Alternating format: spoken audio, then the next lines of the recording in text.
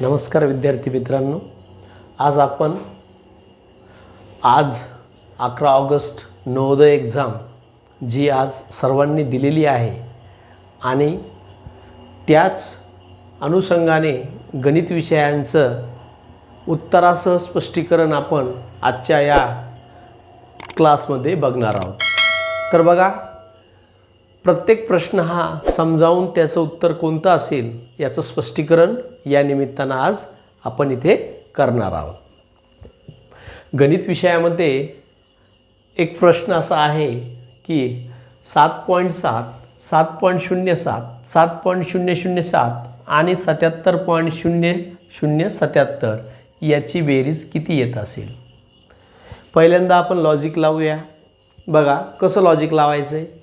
अगोदर पूर्ण संख्येचा विचार करूया। 77, 7, 7, 7 बघा, 7 आणि 7 14, 7 त्रिक 21, 21 आणि 77चा जर विचार केला आपण 98, परंतु इथे सर्वच पर्याय 98 पॉईंट समथिंगमध्ये आहेत। जर आपल्याला इथेच क्लेरिफाय करता आलं असतं, परंतु सर्वच पर्याय सारखे आहेत। तर आपण आता पुढची स्टेप्स घेऊया, याची मांडणी करू। 7.7, 7.07, 7.007, 77.007 इथे फक्त एकच काळजी आहे, दशांश आपल्याला सारखंच न इकडे तिकडे करता आपल्याला घेता आलं पाहिजे। चला याची आता बेरीज कशी कराल। 7 7, 7 7 14, हाताला 1 8। इथे लक्षात घ्या, इथे आता आपण अनुमान लावता आलं पाहिजे की 8 4 7 हे कोणत्या ऑप्शनमध्ये दिसतात तुम्हाला, तर या ऑप्शनमध्ये आहे। आता याला कम्प्लीटही करून घेऊ आपण। आणि 9, परंतु ज्यावेळेस आपण या ठिकाणी थर्ड डिजिटपर्यंत आलो होतो, दशांशच्या नंतरचं थर्ड डिजिट, तिथेच आपल्याला याचं उत्तर समजलं होतं। तेच वेळेस आपण ते उत्तर क्लेरिफाय करणं गरजेचं आहे, कारण त्याच्यानंतरचा वेळ आपल्याला कमी लागतो, द्यायची गरज नाही। तर ऑप्शन बी इज करेक्ट। या उदाहरणाचा ऑप्शन बी हा पर्याय बरोबर आहे। त्यानंतर एक समकोण त्रिकोण, त्याला आपण राईट अँगल ट्रायंगल म्हणजेच काटकोन त्रिकोण म्हणतो। मुलांना कधी कधी असं कन्फ्युजन होतं की समकोण म्हणजे तिन्ही कोण सारखे असणारा, तर तसं नाही। समकोणचा अर्थ होतो काटकोन त्रिकोण। दोन बाजू दिलेल्या आहेत, एक 5 सेंटीमीटर आहे आणि एक 12 सेंटीमीटर आहे। चला एक 12 सेंटीमीटर घेऊ आणि एक 5 सेंटीमीटर घेऊ। दोघांची असल्यास त्रिकोणाची परिमिती काढायची, परंतु आपल्याला इथे तिसरी बाजू माहीत आहे का, नाही। मग आपल्याला पायथागोरसचं प्रमेय माहीत असेल, कर्ण वर्ग बरोबर बाजू वर्ग अधिक बाजू वर्ग, त्यानुसार करूया। चला ए म्हणजे 12चा वर्ग घेऊया, बी म्हणजे 5चा वर्ग, 144 प्लस 25 म्हणजे 169 येईल त्याचं उत्तर। मग सीचा वर्ग म्हणजे सीची बाजू किती आलेली आहे, सी बाजू आलेली आहे 13, म्हणजे तिसरी बाजू आपली काय असेल मित्रांनो, 13। आता परिमितीचा अर्थ आहे की बाह्य बाजूंची बेरीज, मग त्या बाजू 4 असो 5 असो कोणती आकृती असो, त्यांच्या बाह्य कडांची बेरीज म्हणजे 12, 13 आणि 5 यांची जर आपण बेरीज केली तर आपल्या लक्षात येईल 17 अधिक 13 2030, म्हणजे ऑप्शन डी हा बरोबर आहे। त्यानंतर एक वस्तू 7500 मध्ये विकत घेतल्यास तिची विक्री किंमत 8400 रुपये आहे, तर शेकडा नफा किती। मी शॉर्टकट लिहिलेले आहे। तर बघा अगोदर नफा काढूया। 8400 वजा 7500 म्हणजे याचा नफा आला 900। हा 900 नफा कितीवर आहे, 7500 वरती 900 रुपये नफा। ओके, टक्केवारीत काढायचं आहे एक्स, टक्केवारीमध्ये घेऊया। इथं खूप सोपं आहे, हा शून्य कटला, हा शून्य कटला, हा शून्य आणि हा शून्य, एकदम सिंपल पद्धतीने घेऊया आपण। म्हणजे 75 रुपयाला 9 रुपये नफा होतो, तर 100 रुपयाला किती होईल बघा. x गुणिले 75 बरोबर 9 गुणिले 100.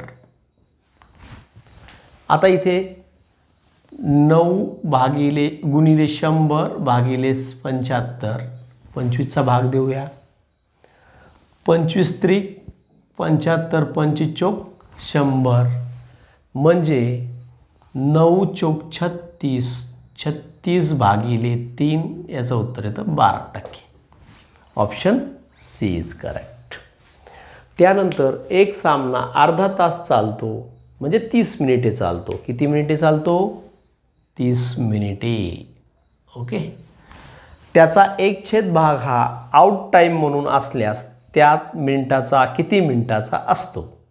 आता 30 मिनिटाचा 1/10 भाग काढा, 3 येईल. 30चे 1/10 भाग जर काढला आपण तर 3 मिनटं येईल. म्हणजे किती मिनिटाचा असतो? 3 मिनिटाचा असतो. Option B is correct. त्यानंतर 154 गुणिले 18 बरोबर 2722. तर म्हणजे अंदाजित मूल्य आपल्याला दशांश मूल्य काढता आलं पाहिजे. तर त्यांनी काय केलं आहे? 27.72 भागिले 1.8. इथं आपल्या लक्षात यायला पाहिजे, या गणिताचं आपण निरीक्षण करायचं आहे. 154 मध्येच उत्तर राहील आपलं, पण आपल्याला हे समजलं पाहिजे 1.54 राहील की 15.4 राहील. तर हे लॉजिक कसं लावायचं आपण? हे जे 27 आहेत, 27 अगोदर घ्यायचे भागिले 1.8 म्हणजे जवळपास हे आपले 27 भागिले 1.8 28 धरले आपण याला, आणि याला जर 2 भागितलं. ओके. 1.8ला मी 2 समजतो, 2.27ला आपण त्याला 28 समजू, पुढचा एक शिल्लक घेऊ, आपल्या लक्षात येईल 14. म्हणजे तुमचं उत्तर 14च्या समथिंगमध्ये पाहिजे. एक तर त्याच्या खाली नसायला पाहिजे आणि खूप जास्तही नसायला पाहिजे. म्हणजे 1.54 तुमचा ऑप्शन येणार नाही. त्यानंतर फक्त 54 असेल तोही ऑप्शन येणार नाही. आणि 1540 हा तर ऑप्शन येणार नाही. तुमचा ऑप्शन कोणता येईल? 15.4. म्हणजे बी हा ऑप्शन करेक्ट आहे.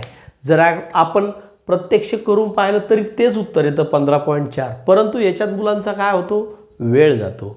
इथे त्यांना अपेक्षित असते की तुम्ही अंदाजीकरण बांधता आलं पाहिजे, की ऑप्शन बघा कसे दिलेत. त्याला 1540 द्यायची काही गरज होती का? परंतु त्याची जर विचार करण्याची क्षमता चांगली असेल तो बरोबर अंदाज घेऊ शकतो. ओके. त्यानंतर पुढचा प्रश्न आहे x भागिले 25 बरोबर 196 भागिले x. तर xची किंमत किती? आता इथं आपल्याला हे क्लिअर पाहिजे की याचं मूल्य आणि याचं मूल्य हे समान आहे.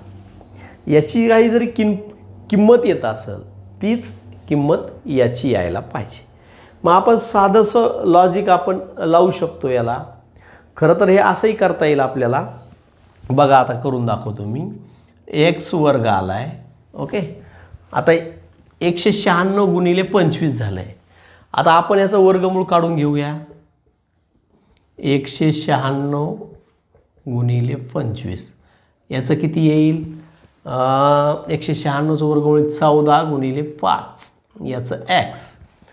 म्हणजे 14 गुणिले 5 किती येईल? 70. बरोबर आहे ही किंमत. म्हणजे आपला ऑप्शन कोणता येईल? बी. पण हाच प्रश्न आपण लॉजिकली जर विचार केला तर किती सोपा आहे बघा. आपण इथे घेऊया त्याला. शेवटचा आहे. मला सांगा 25 खाली आहे, वर x आहे, माहीत नाही काय किंमत आहे. 196 आहे, खाली x आहे. ओके. आता एक लॉजिकली आपण विचार करू. जे आपण बघा, समजा मी 42 ऑप्शन घेतला. बघूया लॉजिकली. ठीक आहे, 42 ऑप्शन घेतला. 25ची डबल केली किती व्हायली? 50. 50पेक्षा कमी आहे ना, म्हणजे हा दुप्पट तर होणारच नाही. बरोबर आहे. आता ही तर चेक करूया, 42ची दुप्पट करून बघूया किती होईल. 84. 196 तर 84पेक्षा कितीतरी मोठे आहेत ना. जर याची दुप्पटपेक्षा कमी संख्या यायली, 25 50 त्याच्यापेक्षा कमी यायली, तर याची दुपटीपेक्षा कमी यायला पाहिजे ना, तर ते सारखे मूल्य सारखे होईल. म्हणजे 42 ऑप्शन येणार नाही. पुढचा ऑप्शन घेऊया आपण, लॉजिकली बघा त्याला. आपण आता त्याच्यानंतर घेऊया 70 ऑप्शन घेऊया. ठीक आहे, सोपा ऑप्शन कधी घ्यायचा? आता पहा, 25 2 50, 25 3 75. पण 75ला 5 कमी आहेत, राईट. 3 पटला 5 कमी आहेत. 25 3 75 म्हणजे 2.9 समथिंग असा त्याचा अंदाज बांधला. तिपटीला कमी, याला बघू. 7 3 21. 70 अधिक 70 अधिक 70 210.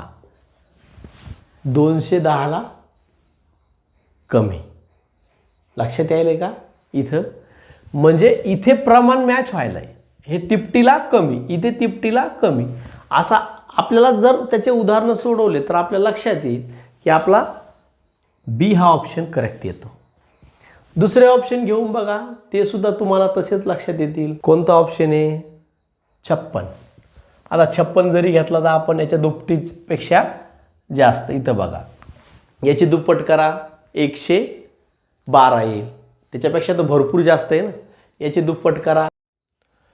बघा, एक रेल्वे गाडी सकाळी 8:15 सुटते, दुपारी 2:30 पोहोचते, तर तिचा वेळ किती? तर बघा, 8:15 आपण काय करू, याच्यामध्ये 45 मिनटं आपण प्लस करू. म्हणजे ती गाडी कितीला सुरू येईल? 9ला. 45 मिनटं आपले प्लसमध्ये ठेवले.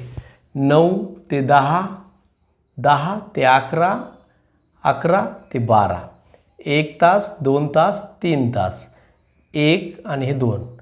बघा किती तास होतात? 1 2 3 4 5 तास आणि 30 मिनटं. 5 तास 30 मिनटं. आपल्या लक्षात येईल हे 45 मिनटं, म्हणजे 45 मिनटं अधिक 5 तास 30 मिनटे. बघा, 5 7 आणि 5 तास 75 मिनटे. यातले जर 60 मिनटं आपण जर घेतले तर 6 तास 15 मिनिटे येतील. म्हणजे ऑप्शन हा येत नाही, हा नाही, हा ऑप्शन बी. 2,02,000 कोणत्या ऑप्शनमध्ये येईल? आता इथे बघा, 2,000. पहिल्यांदा आपल्याला 2,000 कुठे दिसतात ते आपण फाइंड आउट करू. एकक, दशक, शतक, हजार. इथं 2,000 नाही, गेला ऑप्शन. बरोबर आहे. एकक, दशक, शतक, हजार इथे नाही, ऑप्शन गेला. अगोदर 2,000त बघूया, मायक्रो ऑब्झर्वेशन करूया. त्याच्यानंतर एकक, दशक, शतक, हजार इथे मात्र 2,000 आहेत आणि इथे 2,000 आहेत. आपले आता किती ऑप्शन राहिले? 2 ऑप्शन राहिले. 50% काम आपलं कमी झालं आहे. आता काय म्हणतो? 2 लाख. 2 लाखासाठी किती अंकी संख्या असते? 6 अंकी संख्या असते. बघा, एकक, दशक, शतक, हजार, 10,000 ही 5 अंकी आहे. हा ऑप्शन गेला. Option C is correct. पहिल्या 4 अभाज्य संख्येची बेरीज. पहिल्या 4 अभाज्य म्हणजेच प्राईम नंबर, मूळ संख्या, त्याला अभाज्य म्हणतात. 2 3 5 7 किती येते? 2 आणि 3 5, 5 आणि 5 10, 17. म्हणजे ऑप्शन डी इज करेक्ट. 3 कमाल संख्या कोणत्या? ती कमाल संख्या कोणती? 270 आणि 426ला भागितल्यावर बाकी 6 उरते. आता इथे कमाल या शब्दाचा अर्थ माहीत पाहिजे. मसावी. इथे काय काढायचं आपल्याला? मसावी काढायचं आहे. मोठ्यात मोठी संख्या काढायची. पहा, 270 वजा 6 म्हणजे किती येईल इथे 264. ओके. आणि दुसरी संख्या किती येईल 420. काढायचा मसावी. सोपा आहे.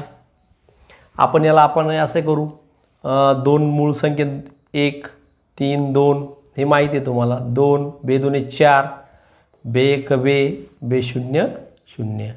परत काय करू, बेनच हे करू. बेसाहे 12 बेसाहे 12 बरोबर आहे.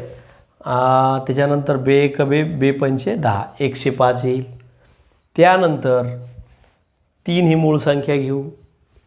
चला 22 येईल. 3 2 6 3 2 6 3 त्रिक 9 3 5 15. ठीक आहे. आता मात्र मसावी म्हणल्यानंतर दोन्हीला सामायिक अवयव असलेला पाहिजे. इथे मात्र सामायिक अवयव आता एक शिवाय येणार नाही. बरोबर आहे की 5 जर घेतले तर 35चे भाग पडतील, 22चे पडणार नाहीत. पुढे आपल्याला करायचं नाही. का? कारण आपल्याला कमाल विचारली. ओके. म्हणून 2 गुणिले 2 गुणिले 3 4 त्रिक 12. Option A is correct. 3 कंसात 13 अधिक 6 गुणिले 7 कंस बंद भागिले 11 गुणिले 3 वजा 12 वजा 4 गुणिले 2. कंचे भागू बेव पदावलीचा नियम आहे. पहिल्यांदा आपल्याला काय करायचं, कंस पूर्ण करून घ्यायचा, कंस सोडून घ्यायचा आहे. कंस सोडवण्यासाठी काय करावं लागेल, 5 sin 7 42 आणि हे 13. 42 अधिक 13 55. ओके. बघूया आपण. 3 कंसात 55 डायरेक्ट घेतो मी भागिले 11 3 33. इथे काय होईल वजा येईल. आता इथे कंस बंद करायची गरज नाही, सोडवलेलं आहे आपण. 33 वजा 12 वजा 8 म्हणजे 4. इथे येईल 4. ओके. आता आपण काय करणार आहोत, 3 गुणिले 55 भागिले 33 वजा 4. कंचे भागूचा नियम काय आहे, सर्वप्रथम आपल्याला इथे वजाबाकी दिलेली आहे, भागाकार आहे, गुणाकार आहे. तर आपण हा गुणाकार किंवा भागाकार आपण कंप्लीट करून घेऊया, काही अडचण नाही. डावीकडून जो अगोदर येईल त्याला आपल्याला हे करायचं आहे. 11 3 33 11 5 55. ओके. 3 5 15 15 भागिले 3 म्हणजेच वजा 4. 3 जर 15ला भागितलं 3 5 15 5 वजा 4 बरोबर 1. याचं उत्तर काय येईल, ऑप्शन बी. 24 इनिंगच्या धावामध्ये सरासरी 28 आहे. 25वी इनिंग्स त्यात जर ॲड झाली तर त्याची सरासरी 29 येईल. तर 25व्या इनिंगमध्ये किती धावा केल्या असतील. सोपी पद्धत आहे, सरासरीची पद्धत. 24 धावा म्हणजे 24 गुणिले 28 बरोबर आहे, हे झाले एकूण. तर 25 धावा म्हणजे 25 गुणिले 29. आपल्याला काय करावं लागेल, हे जे 25 धावाची सरासरी आहे त्यातून 24 धावाची सरासरी वजा करावं लागेल. करूया वजा. 25 गुणिले 29 वजा 24 गुणिले 28. पहा 25 आणि 29चा गुणाकार 725 येईल. 24 गुणिले 28 672. आता याची वजाबाकी करूया आपण. 5तून 2 गेले 3, 2तून 7 जात नाही, हातचा दिला. 12तून 7 गेले 5, 6तून 6 गेले 0 53. ओके. 12 1/16चं दशमान मूल्य किती असेल, हा फार सोपा प्रश्न आहे. 12 तर आपल्याला माहीत आहे. 12 सोडून आता 1/16चं दशमान मूल्य काय असेल हे जर काढायचं असेल तर आपल्याला दशांशमध्ये काढावं लागेल. बघा सिंपलची पद्धत. 1ला भाग जात नाही आहे, 0चा भाग द्यायचा, दशांश द्यायचं. 10 घेतले, 10सुद्धा 16पेक्षा कमी आहेत. म्हणजे काय करायचं, परत आपल्याला इथं 0 घ्यावं लागेल. मग इथे परत एक 0 घेता येईल. ठीक आहे. किंवा आपण इथं 0चा भाग देऊन वजाबाकी करू शकतो. 10तून 0 गेले 10. आता परत आपल्याला परत 0 घेता येतं. म्हणजे 16च्या पाड्यात 100 येत नाही, पण 16 की 96. मात्र किती आले? आता 100मधून 96 गेले, मी डायरेक्ट करतोय, 4 राहिले. ओके. आता 4 बाकी राहिली. पुन्हा आपल्याला असा पर्याय कुठे आहे तो बघायचा. 12 अधिक 06, 12.06 असा पर्याय कुठे आहे बघा. 12 हा पर्याय गेला. ओके. 12.0 हा गेला, हा बी गेला. Option C is correct. पुढे जायची गरज नाही. इथेच आपल्याला क्लिअरिफाय व्हायला आपला तितका वेळ. किमान 6 अंकी व 4 अंकी कमाल संख्येतील फरक. किमान 6 अंकी म्हणजे लहानात लहान 6 अंकी कोणती येतील बघा. 3, एकक, दशक, शतक नाही, 1000, 10,000 आणि लक्ष. ही किमान 6 अंकी आहे. याच्यातून 4 अंकी वजा करायची कमाल म्हणजे 9, 9, 9, 9, 9,999. आता हे किती वजा केले तर 9,000 गेल्यावर 90,000 समथिंग उत्तर येईल त्याचं. हा पर्याय गेला. आणि पूर्ण संख्येमध्ये उत्तर तर येणारच नाही, दशकामध्ये किंवा हजाराच्या सहस्त्रमध्ये येणार नाही, म्हणजे हाही पर्याय गेला. ओके. आता आपले 2च पर्याय राहिलेत. एक 90,000 आणि एक 9,01,000. आता 1,00,000तून 9,999 वजा केल्यावर 9,00,000 कसं उत्तर येईल? हाही पर्याय आपला गेला. म्हणजे आपला कोणता पर्याय यायला पाहिजे? C number. हे आपल्याला सरावानं लक्षात आलं पाहिजे, आपल्या कन्सेप्टनुसार कळालं पाहिजे की आपला कोणता पर्याय येऊ शकतो.